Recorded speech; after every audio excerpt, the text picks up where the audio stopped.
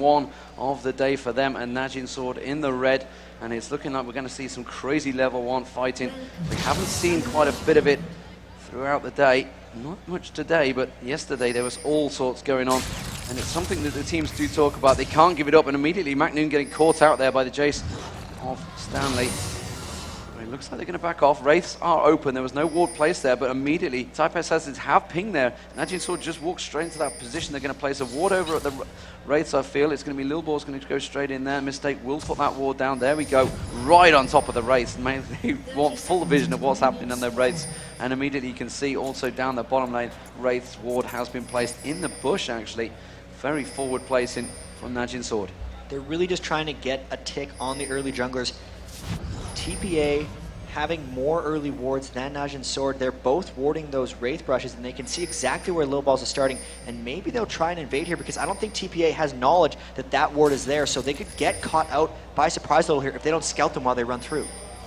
Yeah, Najin Sword getting themselves in that position. We saw this the other day, IG versus Azubu Frost, exact same Really position, and someone got caught out. Lil Ball's got to be careful, as has Toys and Stanley. Whether anyone's going to go across that way, Toys, if anything, might go around the wide side of the Wraith, which is where he's heading right now. He's got to be careful he doesn't walk around that Wraith side. Got to be careful. Najin Sword, luckily, backed away. Are they going to steal away the red? I assume they will do. Nobody's even going looking towards it, and that red is going to be taken away. TPA Assassins are completely unaware. Now they will spot it. I think we just saw, yeah, Mistake just comes around.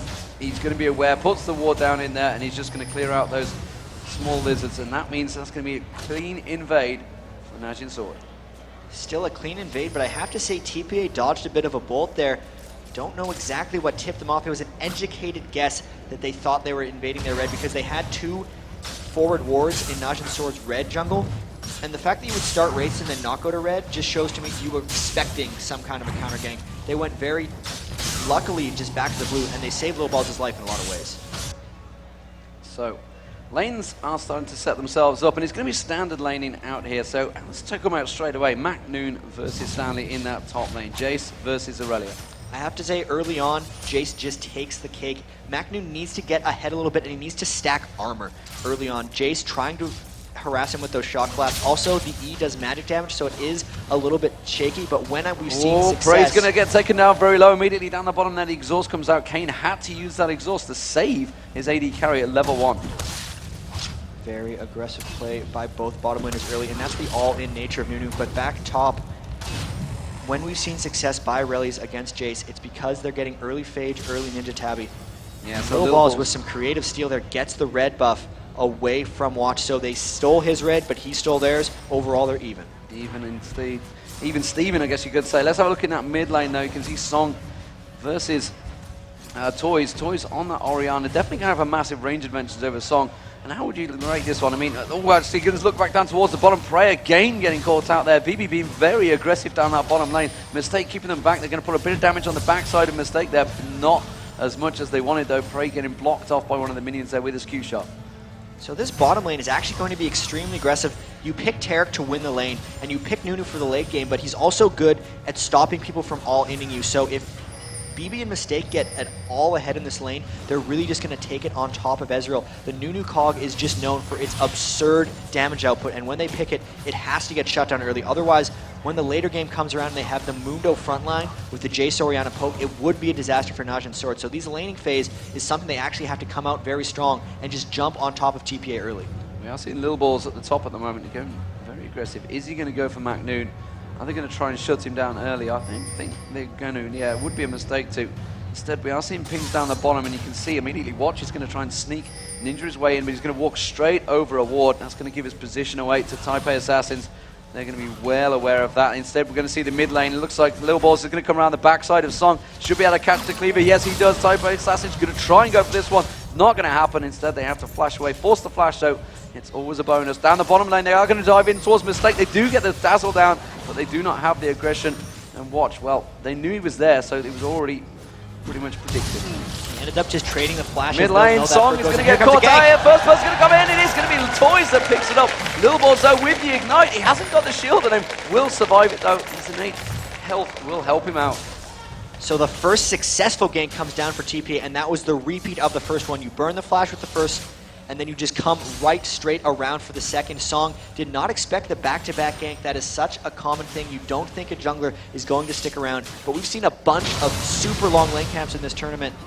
Up top lane, we have Macnoon versus Stanley. I have to say, Macnoon has done a tremendous job early at not getting out-harassed by Jace, and aside from this, keeping the tower, the minions near his tower. So very, Ignite very in strong onto play. Stanley. Stanley taken down very low. I think the Ignite should not take him down. He's got that health tick going on there, and that was a very vicious exchange between TPA Assassin Stanley and Macnoon. Macnoon's going to back off. Stanley is going to stick around, though, so he's just going to make sure he clears off that wave and then backs. Let's see what... Actually, Macnoon has cancelled his back. He's just wondering, is Stanley going to stick around? In which case, he's definitely going to dive on him. There's a lot of mind game going on in this lane right now because you just assume when someone shoves your tower like that they are going back. He actually just goes and shows, and he's trying to scare Stanley back a bit here because Stanley's now shoved, so the lane will eventually come to Macnoon. He doesn't want to actually back here, so he's just going to try to pick up as many minions as possible. Also, how much gold does he have? 1,100. I'm wondering what breakpoint he's waiting to buy on because he's definitely farming up for something. No, he's just going to shove it into the tower and go back. That's smart. Little Ball's getting spotted down that bottom lane as well. Walk straight across the ward. Macnoon is going to back. I'm going to put the pressure on the turret. And Prey just putting that Mystic shot in Little Ball's face and saying, yeah, we know you're there. Just go away. Leave us to farm in this bottom lane. We are seeing pings on watch.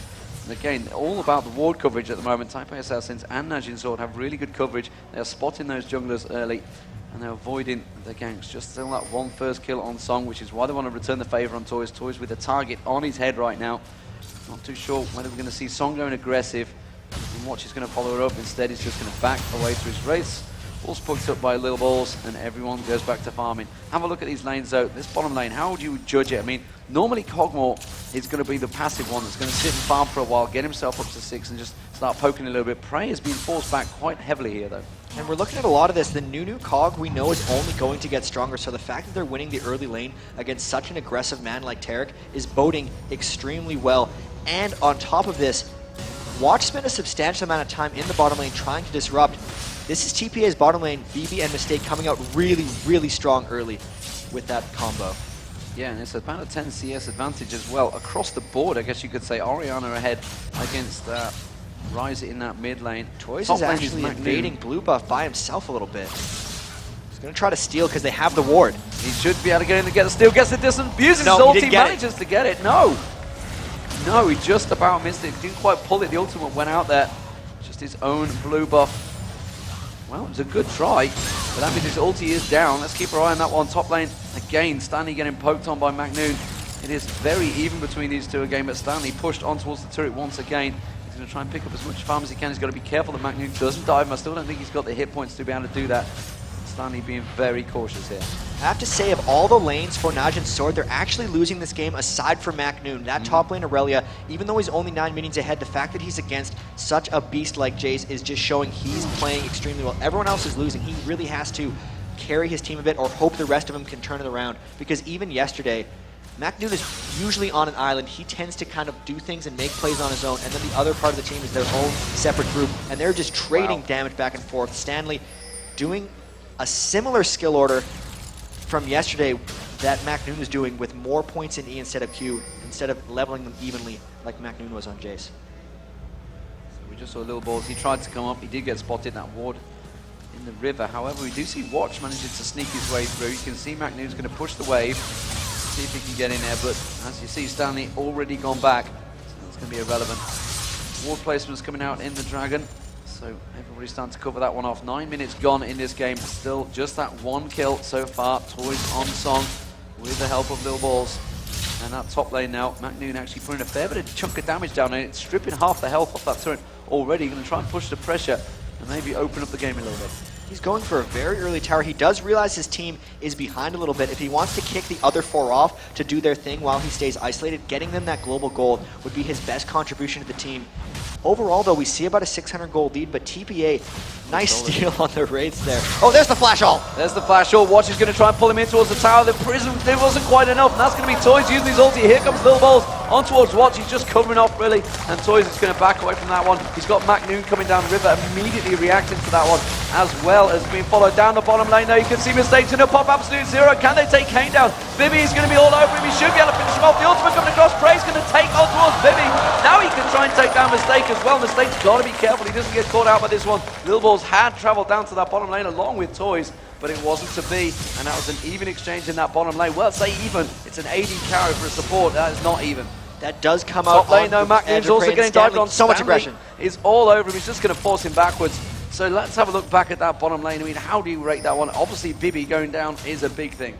I think that's an unfortunate pickup minute. of kills, and there's 3 members coming up top. He's going to see Rise in a ward. He does have his flash up. I think he can escape this one. Yeah, he manages to flash through. He gets stunned up. Can Song get in there? Song hasn't got a flash available, I don't think. He manages to not watch back. There's the flash. Oh. There's the kill by Song. Just zips in time and gets the Rune Prison and the last blast. Very nicely played.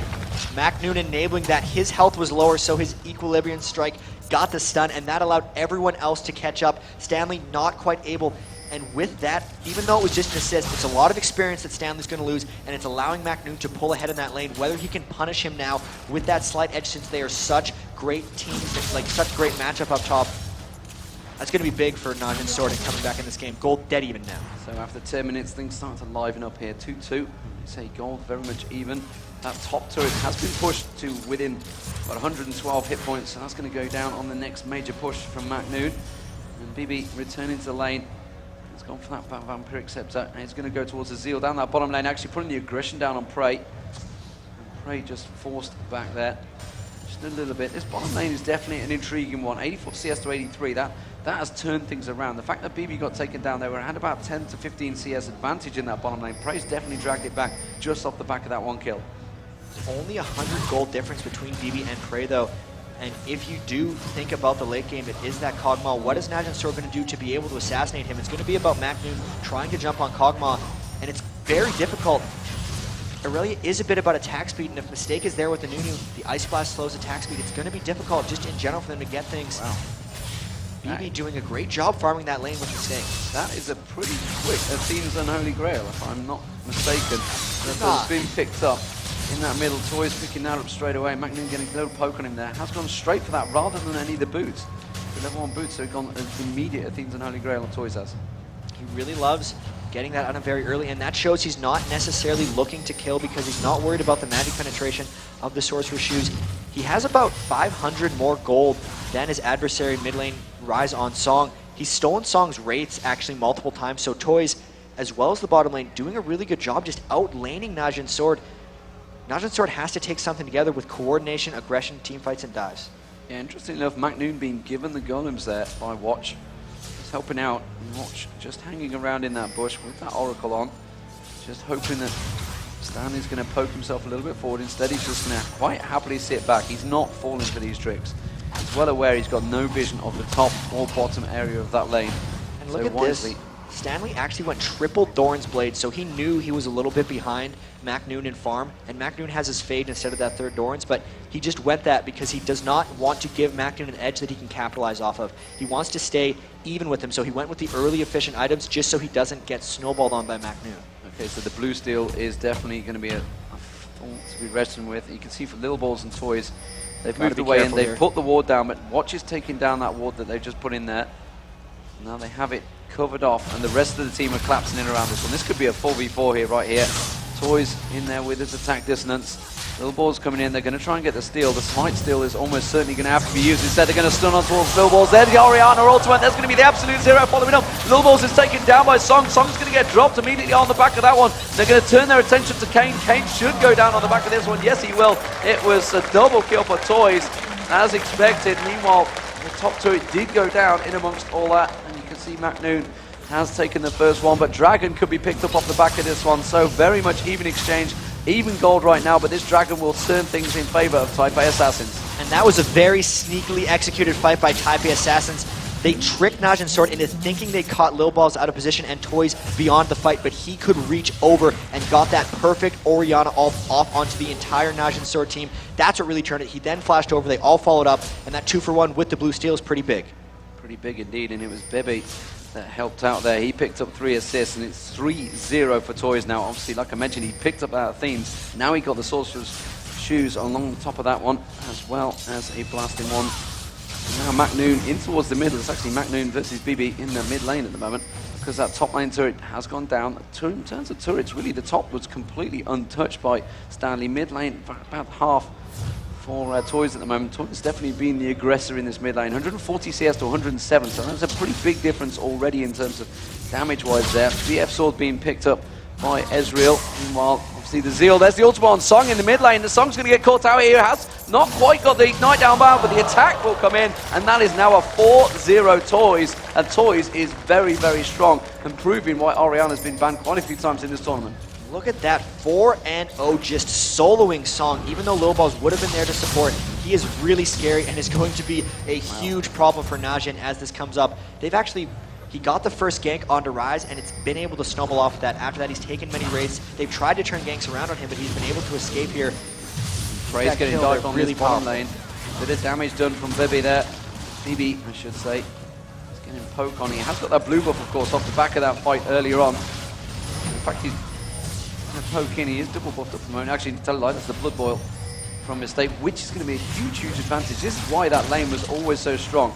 The Blood Boil from Nunu. So Low Balls actually just got seen by a ward. He thinks he walked into this brush undetected, so Najin Sword has an advantage here. They're going to be able to pull in 4 people if a fight does call, and they'll be able to turn it with Rise. There's 4. You can see Song's heading his way down that river immediately. They're going to try and catch on towards Watch there. Watch is going to pull Little Balls in towards the bush. Not the ideal person. The Absolute Zero is going to go off. Can they manage to escape the damage here? Song's going to join in. Mistake might get caught out. Last person they wanted though, and I think they've avoided all the damage. Now you can see Orianna's coming down. They've got to be careful. Toys could put a lot of damage down. Stanley's going to join the fight as well. They're going to catch on towards Song. Stanley's just going to back up from this one. A wise call from Type A Assassins to avoid the damage there. McNoon was coming in the backside. All 10 members were about to converge there, and it's crazy that there was such a huge fight, but no one died. Everyone traded damage very well and was able to disengage after they'd taken nearly all their life.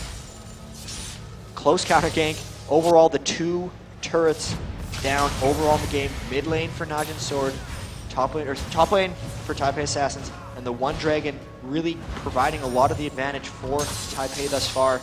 I have to say McNoon has the upper hand on Stanley thus far, but the rest of TPA has the upper hand on Najin Sword. You say that, but McNoon has been left. He's trying to roam as much as he can, but Stanley was farming out free on that bottom lane, sticking around. Actually, Stanley's going to go up the top. He's going to have to react to McNoon. McNoon is going to go back to farm, but Toys has such a huge advantage right now in that mid lane. Song has picked up 2 kills, but yet to complete an item. Obviously went for the Catalyst and Tear of the Goddess early on, but Toys with that Athenes sat on, what, 1,300 gold right now, 1,400 gold. So he's looking towards buying another major item. Just saving up for that needlessly large rod. Most likely going for Death Cap later. He's looking for just the huge nukes. So many people on that team, especially Little Balls, or even Jace, will be diving into that fight, and his ultimates so far have been very clutch. All the Oriannas we've seen successfully have just been destroying with an ultimate. Everyone, it seems, who's really good at Orianna draws bans, and it looks like they actually didn't realize Toys was one of those players, which is why he's been allowed at this game. Yeah, you'll probably see that one banned out in the next match. We are seeing a gathering from Najin Sword here around the Dragon area. We are 18 minutes gone. Just taking a peek down this bottom lane. Bibi has already picked up his Phantom Dance, so we've got a Bloodthirst to come out on Ezreal, and it's an interesting way. We saw Prey building a Bloodthirst yesterday. Trinity Force is often picked up. I mean, what do you think the reasoning behind the choices between these two? Normally Trinity Force is the item of choice for Ezreal, but with a Bloodthirster, it's because you're looking to just over-sustain in lane, especially when Kog'Maw had that blue buff. The range poke was so threatening that if he was low, he would have gotten all in by Nunu fairly frequently. And if he wants to get aggressive with Taric, he needs to be at full health before those exchanges. The Bloodthirster is a lane sustained choice. He's still going to probably go for Trinity Force later, but he's not looking to snowball the mid game super hard. He's looking to just farm out on the lane. So Type A Assassins again go for that blue buff. They're putting the pressure on. They put the ward in there this time. Little Balls is going to try and clear out any ward. Spots the ward just off the back of that one, but immediately they're going to put the damage down, and that was a very quick blue buff to steal from Type A Assassins. They are fully grouped up. Dragon spawned on the back of that one, so it's going to be another minute away yet. Bibi is going to continue pushing it. I think Type A might even put the pressure on, try and pick up their first turret of the game down the bottom here. Second turret of the game, sorry. They've already taken the mid lane one. Ezreal Ultimate's going to try and keep them back. They've got to be careful. You can see Watch is just lingering in that tri-bush, as well as Song. The ping's going across the board, and they're actually saying, no, we're going to back off, return to lanes, guys. Just gotta say, that was a crazy amount of coordination by TPA. The fact that they took that down so fast and still got the blue buff onto the right target was really impressive. They got it onto Kog'Maw since they already had a blue buff onto Toys. And I'm a little bit surprised that Stanley's going top lane here, just because with that Dragon coming up soon, they're going to look to control it. Even though when McNoon matched with Aurelia, they could have a 4v4. If they want to just go all in with this, they should be able to. Another thing here, Lilboz with the double Doran shield on Dr. Mundo, that's something we saw Hotshot do earlier in the tournament as well. That's a really good choice, not only for the health, but for the health regen, because Mundo spends so much natural health in the jungle clearing. Oh, the bottom lane, they're waiting it out on Prey there. They're going to try and get the gank, but they didn't realize the Watch was waiting in there as well. Couldn't get the hook, flashed in, didn't get the ultimate off, and Mistake popping the absolute zero just briefly in there, forced them away. That was a cheeky little gank from Prey there. Here they have all 5 down towards Dragon. Aurelia and McNoon is coming down. The majority of ultimates are down, though. They use Flash Cleanse on BB, and the Nunu ult is down, so if the big fight goes off, they'll have to zone with Orianna Ball, not Nunu ult. The absolute zero was used. Watch does have his ulti available if he wants to try and get in and hook on someone. They tried to steal it off, but it's not going to happen. Orianna Ball comes back in. Dissonance manages to finish it off. TPA Assassins pick up the second Dragon of the game, extending their gold lead. It is the 4,000 gold now, and we saw TPA Assassins yesterday.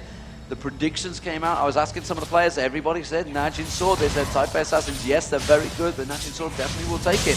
The question is, at the moment, are Najin Sword going to feel that pressure of falling behind, because they are really looking like they're sliding out of this game from the 2 lanes they're losing. And how secretive has TPA kept their practice and rehearsal? Maybe all those custom games made people underestimate them if they have been beating teams in scrims, or if they've been having secret scrim opponents, because they are coming out looking stronger than the fans thought they would, and also Najin Sword did. And even in that interview previously, they actually said they wanted Najin Sword to be drawn against them, so they see something in this matchup they think they can take advantage of, and thus far they're showing it off. Absolutely. Rabadon's death cap being picked up there by Toys. Toys now incredibly strong. Been landing that ball very well. 382 ability power. Little Balls is just going to cause himself more and more problems. He's just going to get in there, cause any trouble he can. And it's looking like they're going to try and head south. This bottom turret is very low. The pings have gone down. They realize they're going down now. I think Prey and Kate are going to have to give this one up. Bibi is going to continue pressuring on that bottom lane. They have got Mid Stanley joining them. There goes the bottom turret. Can they follow it through? We are seeing Najin Sword backing away from this one. They're not going to 5-man stack and push it. Instead, Toys is just going to return back to mid lane. So Toys is 2,500 gold above of his lane opponent's Song. Most of that gold advantage, you add that in, there's only 2,000 gold through the rest of the team that are ahead, so over half their advantage are just channeled onto one champion, and that is Toys' Orianna.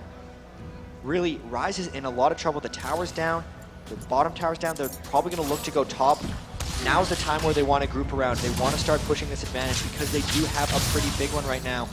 On top of this, though, it's really going to be on Najin Sword, catch them off guard, because that Nunu Cog, even the Orianna Mundo, just so many good late-game zoning choices. Najin really has to turn it up here if they want to turn something around, because this is looking really grim. Yeah, TPA Assassin's starting to group up, and of course they're just going to throw that ball on towards Little Balls. He's just going to stroll on in there with the ultimate running. Just say, attack me or die. As it is at the moment, Najin Sword are definitely in trouble. Ezreal's been left to farm down that bottom lane. Prey's trying to catch up, trying to do anything they can, but unfortunately for him, Cogmore is matching him pace for pace, and as you said, will just get stronger as the game goes on. Stanley continuing to slowly but surely catch back up. He's now at the stage where, honestly, the Trinity Force that is on McNoon. McNoon's not quite able to stretch his legs like we've seen against previous opponents. You know, he could just go around, really bully them. Hasn't been able to do it in this game because Stanley's kept him fairly honest in that top lane, despite the fact Stanley kind of lost out the lane. McNoon really hasn't been able to leave it. Looking like Little Balls is going to try. Collapse on McNoon. McNoon realizing that and has to back away. The rest of Najin Sword now going to try and collapse in on this middle lane. They're going to come around from the Wolves though, but TPA Assassin's very much ready for this one. And you can see just off the side there, Little Balls is very much ready. He's going to go straight in, puts the cleaver across. There's the ultimate. Whoa. Straight across, ripping the pull in there. Little Balls actually getting caught, taking a lot of the damage. McNoon is going to get dropped by Stanley straight away on the backside. They're going to dive in. That's going to be another kill on Phoebe, taking him straight down. Mistake gets watched as well, and they had to flash away from this one. This should surely be a turret on the back of this one. But well, TPA Assassins were very much ready for that. They're going to go for Baron. They're going for Baron. And that fight was really just everyone keying on McNoon except for Toys. Toys just handled 3 members of Najin Sword with 1 Orianna ult and allowed them to split that team fight up and just take it one at a time. This is going to be an uncontested Baron and a stranglehold on the game for TPA Assassins once they get this down. TPA Assassins opening up the account here. Their very first match of Season 2 Regionals. We saw Moscow 5 put in an impressive performance already against Invictus Gaming. TPA Assassins proving why they also belong as one of those Tier 1 seeds into this tournament. You know, there was a lot of talk about the fact that Azubu Frost did get made into those group stages, but they went 3-0 in that group. They tried to prove it, and Taipei Assassins maybe feeling a little bit of pressure off the back of that and say, no, we deserve a place here. We're going to have a quick replay, and we're going to get the player audio and just see how that went from Taipei Assassins' point of view.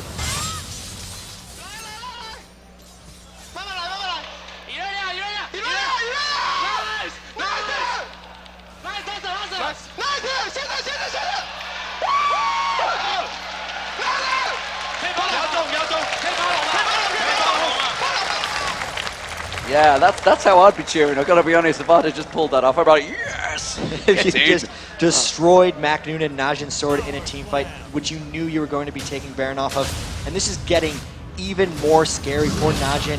Kog'Maw does not even have his Infinity Edge yet, and that's when his damage is really going to just multiply. You get the Infinity Edge of Phantom Dancer, it's pretty much double your damage as soon as you complete that item on top of the Nunu. And now that they have the Jace poke from Stanley, they're going to fight the Oriana. Ultimate pops across. Toys drops Prey down before he had chance to react to that one. He gets a second. Song's going to get dropped as well. That's going to be Kog'Maw picking it up, but Watch is going to get stripped down. A double kill, and that's going to be the dunk at the end with a triple kill for Bebe. An unbelievable play. They just managed to catch the Oriana ultimate again and again. Toys is just shredding them apart. That's going to be the turret. They could easily take the inhibitor off the back of this one. Honestly, GG's given. That is going to be Taipei Assassins taking game 1 against Najin Sword. Nobody gave them credit for it, but they have proved they deserve to be here right now. And we talked so much about yesterday, Najin Sword, their coordination, their quickness in team fights, how they would get into fights before the other team was ready for them to start. That's what Taipei Assassins just did to them. They were even faster. Their initiation was instantaneous, and they finished it in style. Absolutely fantastic play. Toys went 6-0-5 there, and undoubtedly his ultimates caused every bit of problem for Najin Sword.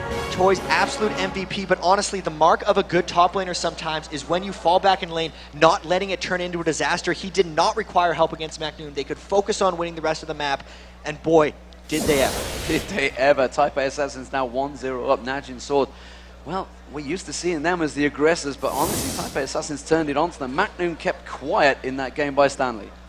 He did a great job winning the lane, but it was really just Taipei Assassins across the board did amazingly well.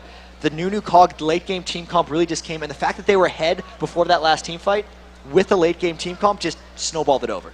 So I believe we're going to have a replay of that last fight, and honestly, it was a pretty crazy exchange straight away on the tower, no problem. It's really just, they poked with the Jace, and then the Oriana ult just cleaned up. And look, the 2 members were dead before then. The tower doesn't matter to them at this point.